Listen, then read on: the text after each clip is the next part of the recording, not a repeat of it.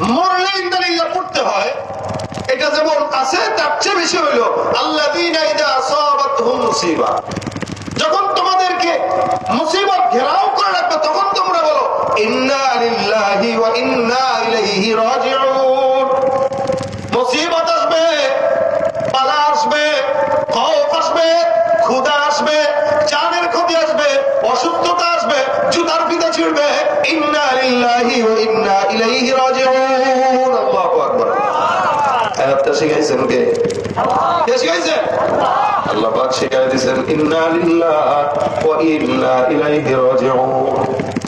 আমার পয়গম্বর একটা শিখাইছে, নবী আমার আরেকটা শিখাই দিয়েছেন। আল্লাহর নবী বলেন আল্লাহুম্মা আজুরনি ফি মুসিবাতি আখলিফ লি খায়রাম মিনহা।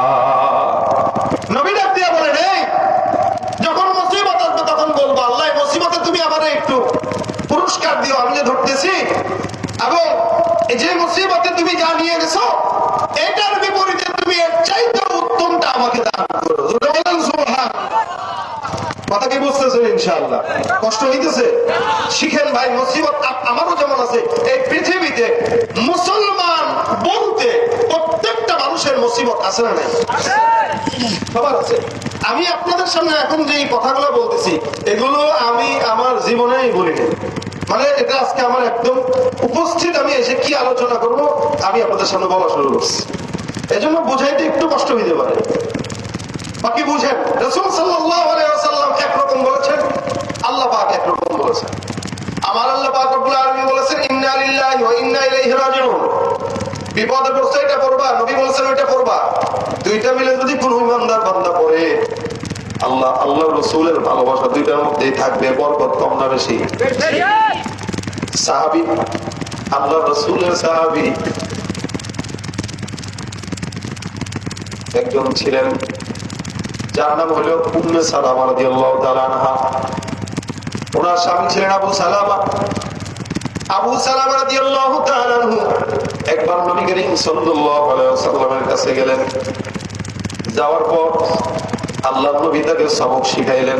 রাসূল সাহাবা-দের মতবা ছিল একরকম, আমাদের মতবা আরেক রকম। পয়গম্বর সাহাবা-দেরকে সবক শিখাই দিতেন। খুব বেশি বয়ান নয়, অল্প বয়ান। এক একটা ছোট্ট ছোট্ট বয়ানে সাহাবা-রা স্বর্ণের মানুষ হয়ে গেছে। সুবহানাল্লাহ। আমরা যেরকম 1 ঘন্টা 1.5 ঘন্টা 2 ঘন্টা বয়ান করি না, সাহাবা-রা রাসূল এরকম করতেন না। হযরত ওমর ফারুক রাদিয়াল্লাহু তাআলা আনহু প্রত্যেক সপ্তাহে একদিন সাহাবা-দেরকে বয়ান শোনাইতেন, তাবেঈদেরকে বয়ান শোনাইতেন। কিছু সাহাবী এসে ডাক দিয়ে বলে, আপনি প্রতিদিন রাসূলের কিছু হাদিসের বয়ান আমাদেরকে শোনায়েন কেন? বলে সপ্তাহে একদিন অপেক্ষা করতে করতে কষ্ট লাগে, কবে সেই দিন আসবে, কবে শুনবো। আপনি প্রতিদিন শোনান, আমরা প্রতিদিন শুনতে চাই। ওমর বলেন না, প্রতিদিন শুনলে আর এই মজমা থাকবে না, মহব্বত থাকবে না। ঠিক না? প্রত্যেকদিন যদি জুমার দিন হইতো আসতো নি এত লোক? জুমার দিন শুধু কালকে না, এই সপ্তাহে আজকে তো বৃহস্পতিবার, কালকে শুক্রবার। কালকে সপ্তাহে একদিন জুমার দিন বলেই তো মসজিদে জায়গা হয় না। যদি ফজর নামাজ আর জোহর নামাজের মতো প্রত্যেকদিন জুমা থাকতো, এদেশের মানুষ জুমা পড়তো। কিন্তু নামাজই আছে ঠিক, ফজরের নামাজের দিকে তাকাইলে মনে হয় দেশে কোনো ইমানদার নাই। কথা বুঝে নেয় না?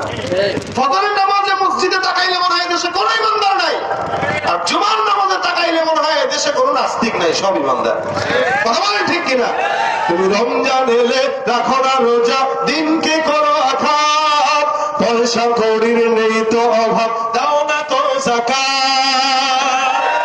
ইমানদারির বড়াই করো, নেই তোমার ইমান তুমি, ইমানদারির বড়াই করো, নেই তোমার ইমান তুমি। কেমন মুসলমান তুমি, কেমন মুসলমান? নামাজের সাথে নাই পরিচয়, মানো না কোরআন। নামাজের সাথে নাই পরিচয়, মানো না কোরআন। তুমি কেমন মুসলমান, তুমি কেমন মুসলমান? কথা ঠিক না? যদি প্রতিদিন জুমা হইতো কেউ আসতো না।